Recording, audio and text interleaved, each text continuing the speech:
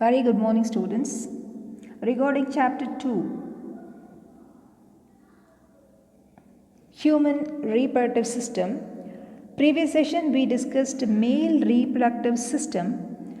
In that we discussed the primary male sex organ testis. Today we are going to discuss the accessory ducts. The accessory ducts associated with the male reproductive system includes reti testis, vasa efferentia, epididymis, vas deferens. So these are all the accessory ducts associated with the male reproductive system. The seminiferous tubules of each lobule converge to form a tubulus rectus that conveys the sperms into the reti testis. The reti testis is a tubular network on the posterior side of the testis. So the seminiferous tubules open into the vasa efferentia through the reti testis. Reti testis is present in mediastinum testis, which is a mass of connective tissue at the back of the testis. A network of tubules in the testis carrying spermatozoa from the seminiferous tubules to the vasa efferentia.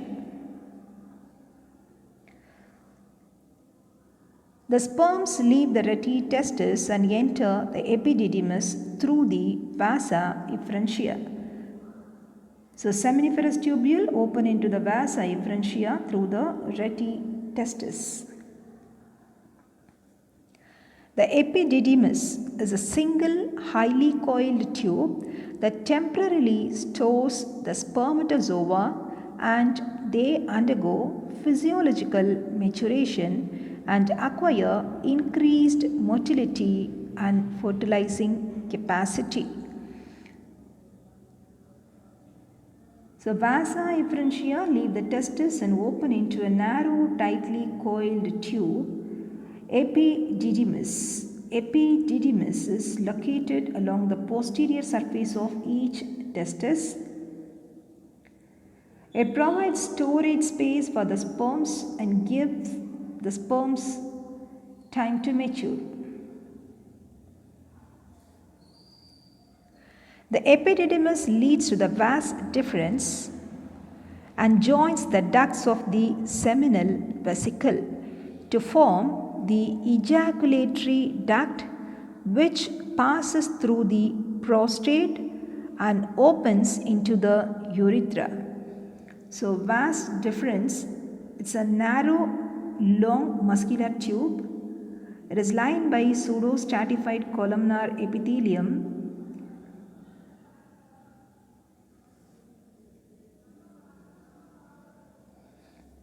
The two ejaculatory ducts converge in the center of prostate and open into the urethra, carry sperms from vas deferentia and fluid from seminal vesicle into urethra, which transports the sperms to outside.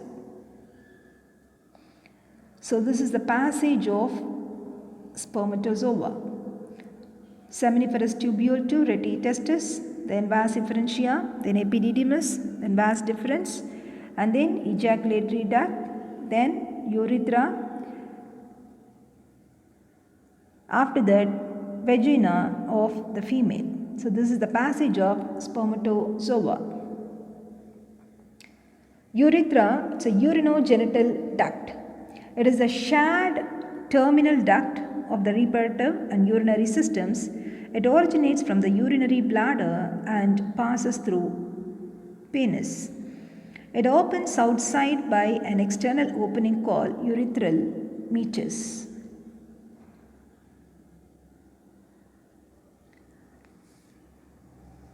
So the urethra is a terminal portion of the male reproductive system and is used to convey both urine and semen at different times.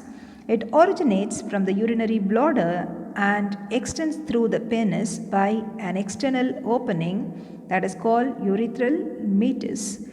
Next, let me pass on to the accessory glands, male accessory genital glands. The accessory glands of male reproductive system include the paired seminal vesicles and bulbourethral glands, also called corpus gland, and a single prostate gland. Seminal vesicle secretes an alkaline fluid called seminal plasma containing fructose sugar, ascorbic acid, prostaglandins, and a coagulating enzyme called vesiculase, which enhances sperm motility. So, seminal vesicle present posterior inferior to the urinary bladder.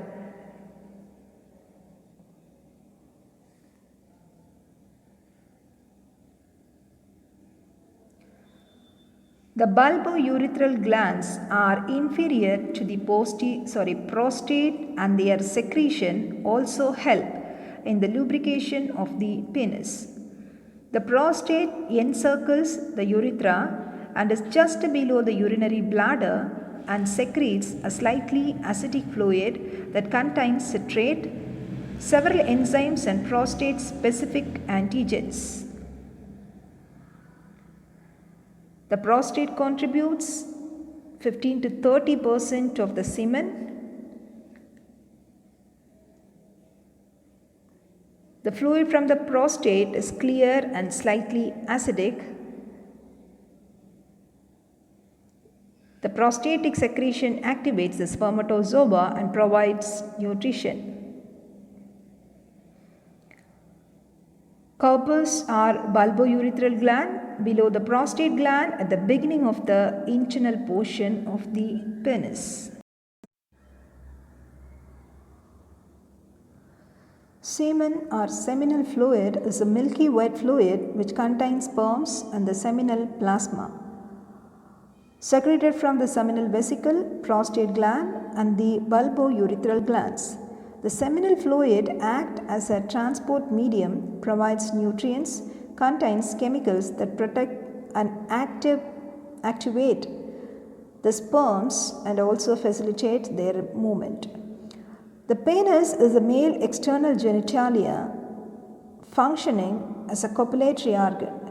It is made of a special tissue that helps in the erection of penis to facilitate insemination. The enlarged end of the penis, called glans penis, is covered by a loose fold of skin called foreskin. So far we discussed male reproductive system, the primary sex organ testis, and the accessory glands, ducts, then external genitalia. That's all about male reproductive system. Thank you.